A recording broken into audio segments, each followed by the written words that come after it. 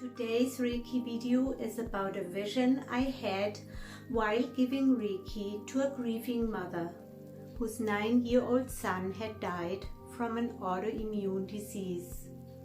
This vision changed my perspective on death and my fear of finiteness. At the end of the video, I will read a beautiful poem I received long time ago to comfort me during my times of grief, and I hope it will do the same for you. Hi, it's Monika, your intuitive trauma transformation coach, who helps you face and successfully navigate through the storms of life, guiding you through a most powerful self-healing process and teaching you all the mindfulness tools you need to embark on your journey to your core self and create the life you've always envisioned.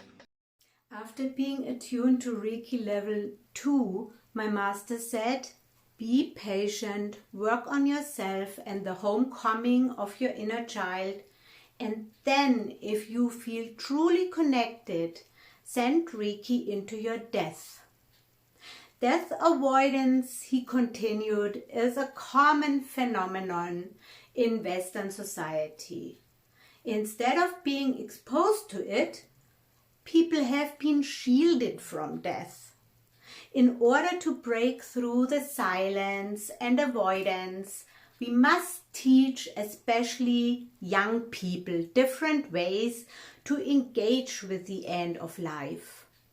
Rather than shield them from the specter of mortality, we need to give them the space and tools to explore their own relationship to it. But how would you do this if you haven't done the work yourself? And he continued, I will only attune you to Mastership after you've shared your insights with me and we have discussed this important part of life, as it is part of Reiki as well. So I started studying different religions and researching the different philosophies of existentialism. I was able to send Reiki into my own death, but still wasn't satisfied with what I had learned and discovered. Something seemed to be missing. After being a Reiki master for about 8 years, I had a client whose 9-year-old son had died from an autoimmune disease. The death and loss of a child is frequently called the ultimate tragedy, as there is nothing more devastating and unnatural than to outlive a child. Surviving the death and loss of a child takes a dedication to life, and my client was looking for a sign that would give her some inner peace and knowledge that her son was well, wherever he was. During the session, her son came to me in a vision, and he told me the following. Death does not exist in a timeless, spaceless world. As we are vibrating and fluctuating energetic beings, death is merely a change of form. We finally arrive at a place of peaceful neutrality. We become light, heart essence, and source, and finally experience oneness. This state isn't really describable in words because it's purely a state of being, a simultaneous state of nothingness, wholeness, completeness. And there is no devil or evil. There's only heart essence, soul and spirit, which represent pure love. I asked if I could raise a question, and it was granted. People always talk about meeting their loved ones or pets on the other side. Is this part of the transition? No, he said firmly.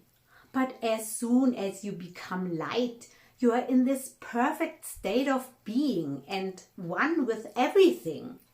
If you would meet somebody there would still be duality. But there is no thinking or feeling. There is truly only being. And therefore, you wouldn't miss anything, if this makes sense to you. There is no lack where there is completeness. And of course, there is no heaven or hell either.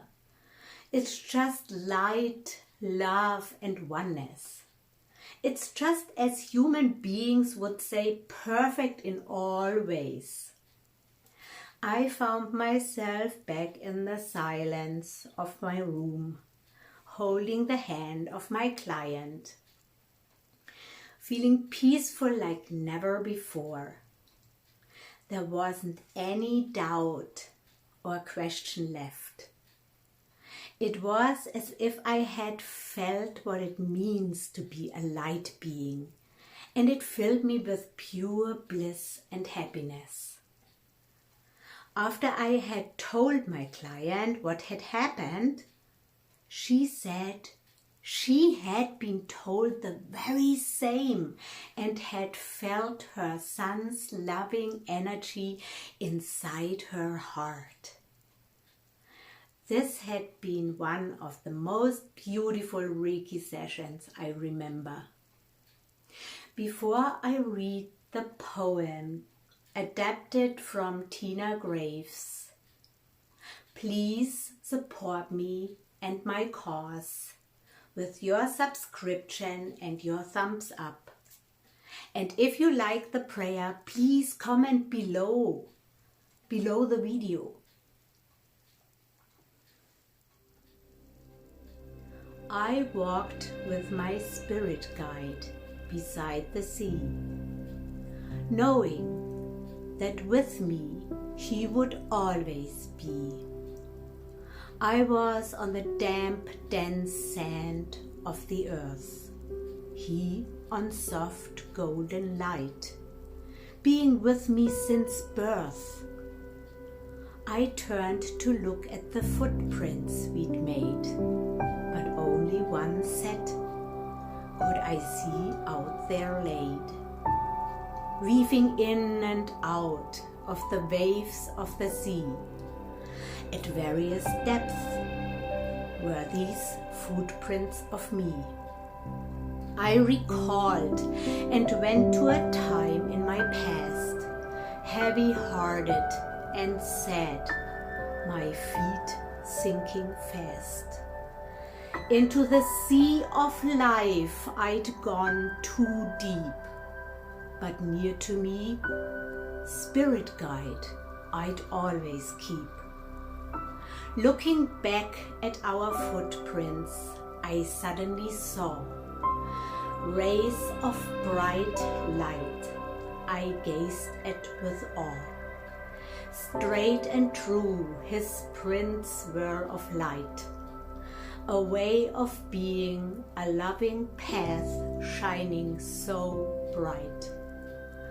Then I noticed the more delicate steps of mine, where we'd move closer, eternally combine. My own path with the light of his way, on soft golden rays in oneness I stay. One more lesson his footprints came to tell. Gratitude to Mother Earth and to keep her well. He left no imprint, only blessings of light. My inner being knows this vision is right. Peace begins with me. Namaste, namaste.